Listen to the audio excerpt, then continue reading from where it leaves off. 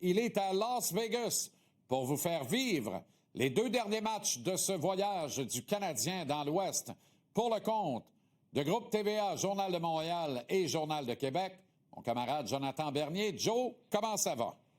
Ça va très bien, Jean-Charles.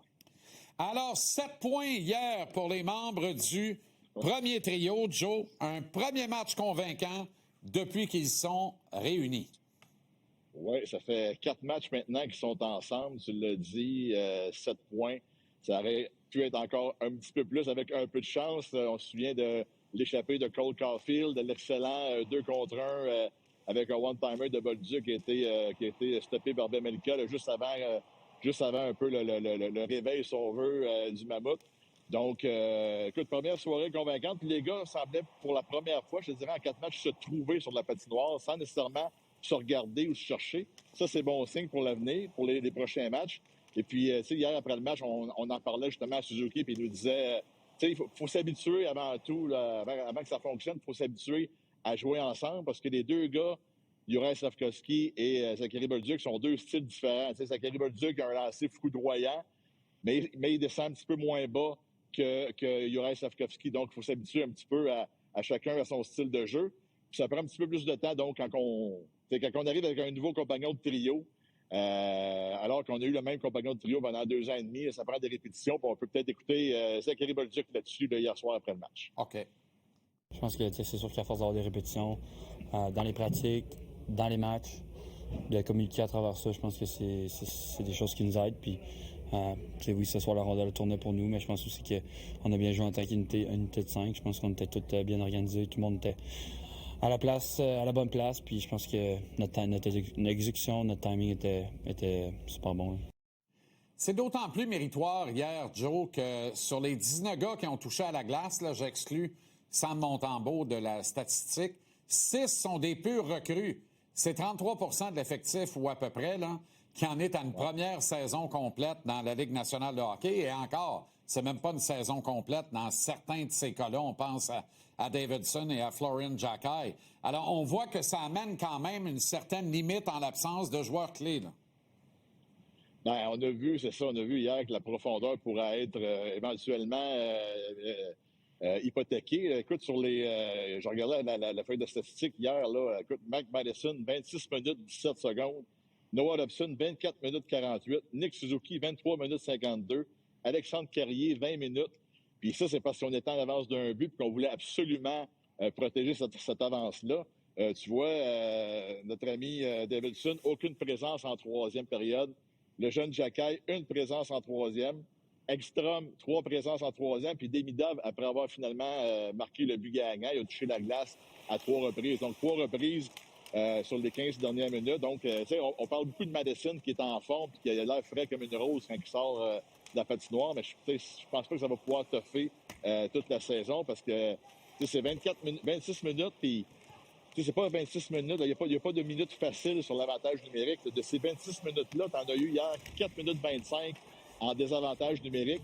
Puis il y a un chiffre de 2 minutes et demie à peu près pour essayer de limiter les dégâts puis de protéger la victoire en toute fin de match. Donc, c'est sûr que, oui, il est en forme, mais ça amène des risques aussi parce que, bon, tu défends, tu bloques des tirs, tu es plus physique devant le filet.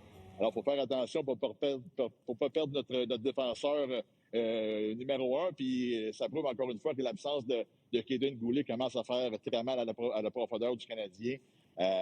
Puis, tu sais, des gars comme Struble, Jacquet puis Engstrom qui est arrivé hier sont peut-être pas prêts à prendre des bouchées doubles. Et c'est pour ça qu'on a un Alex Carrier à 20 minutes qui est peut-être à 2-3 minutes, là, peut-être un petit peu trop là, pour sa charge de travail. Oui, absolument. Ça le sert mal et ça sert mal la cause de l'équipe actuellement, d'ailleurs. En contrepartie, je pense que Martin a été surpris des 10-42 de qualité d'Ekstrom hier.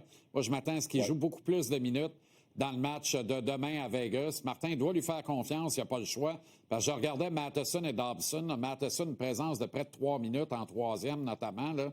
Il va avoir l'air de quoi, lui, samedi, en 3e période au Colorado? Il va pas être chic, là.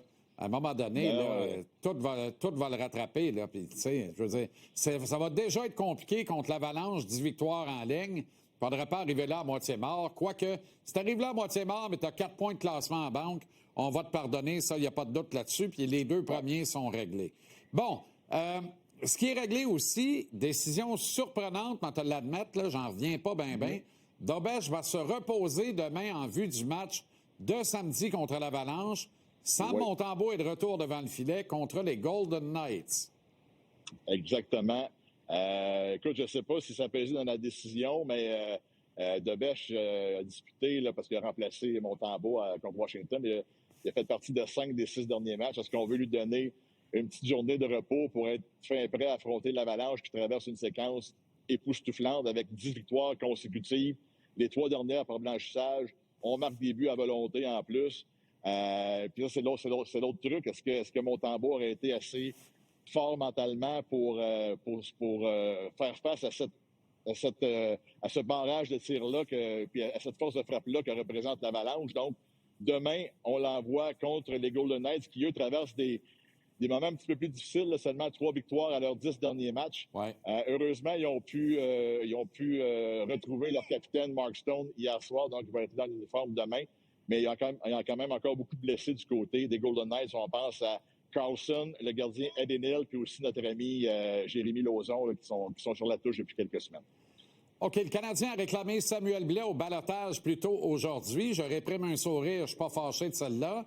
Rejoindra-t-il l'équipe? Verra-t-il de l'action ou s'en ira-t-il plutôt à Laval? Est-ce qu'éventuellement, il viendra suppléer un gars comme Jared Davidson, à qui on n'a pas donné une seule présence en troisième hier, comme tu l'as bien souligné, ou viendra-t-il s'ajouter au groupe de façon à donner une réelle identité sur un 4e trio avec des gars comme Jacky et Davidson?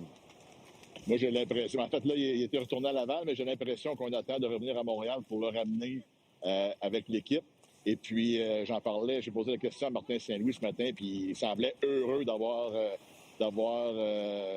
Blais là, de nouveau avec l'équipe, là, parce qu'il dit qu'il amène de l'expérience, justement de la profondeur, puis c'est un gars qui est capable d'amener de la robustesse et de la vitesse. Donc, c'est peut-être un aspect que Davidson qui amène, oui, de la robustesse, mais peut-être même un petit peu moins de vitesse. Donc, ça viendra combler cette lacune-là du côté de notre ami Samuel Blais.